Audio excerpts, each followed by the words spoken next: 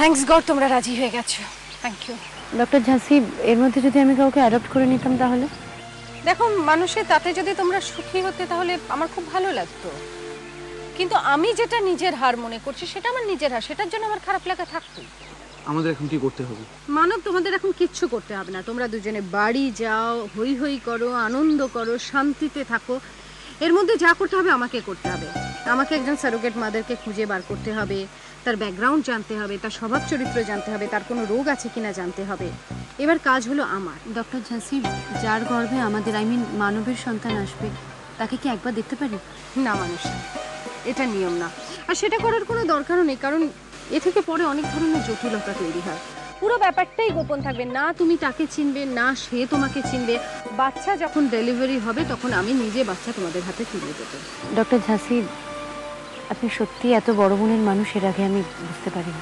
মানুষের পেশেন্টরাই তো আমার সব, তাদের হাসি কান্নার সঙ্গেই তো আমার জীবনটা জড়িয়ে আছে। বলো, পেশেন্টদের সঙ্গে দূরত্ব বজায় রেখে আমি ডাক্তারিটা করতে পারি না, সেই জন্যই হয়তো আমার সাকসেসটাও বেশি।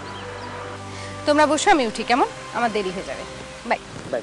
তোমার মনুষ্যত্ব বলে কিছু নেই। যে কুড়ি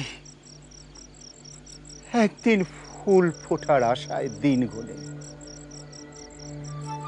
তাকে তুমি বিষ দিয়ে মেরে ফেলছো। তুমি এত অমানুষ। হ্যাঁ, আমি অমানুষ। আমার মনুষ্যত্ব নেই, আমার দয়া নেই, মায়া নেই, মমতা নেই, কিচ্ছু নেই। আমি শুধু ক্ষমতা আর অর্থের দাস। টাকার জন্য আমি সব কিছু করতে পারি। কারোর ক্ষমতা থাকে আমাকে আটকাত। তুমি এখনো লোভের পাকে আটকে আছো। তুমি জানো না নিজের কত বড় ক্ষতি করছো। আমি বলছি, আমি বলছি, এই জন্মের পাপের শাস্তি তুমি এই জন্মেই পাবে।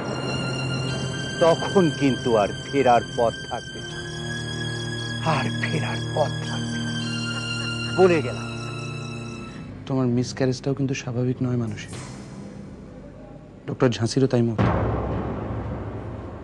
তোমার খাবারে নিশ্চয়ই কেউ কিছু মিশিয়েছিল।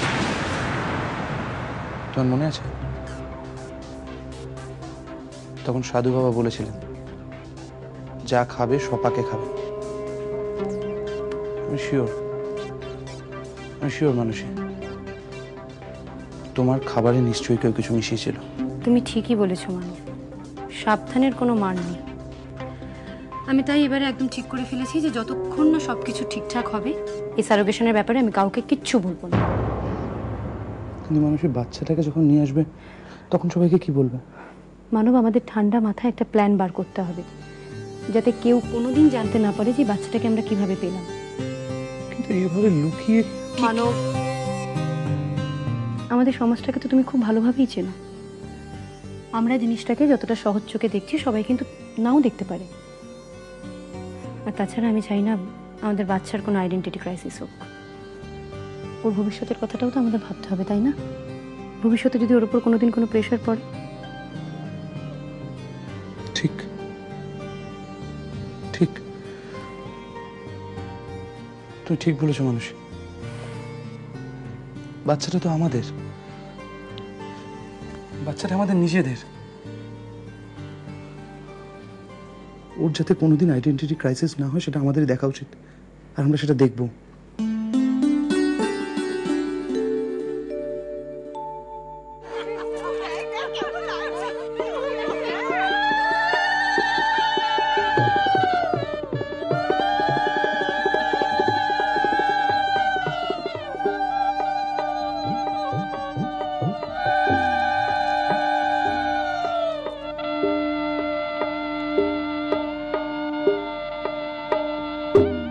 কি গো, কি হয়েছে? কই কিছু না তো, চলো।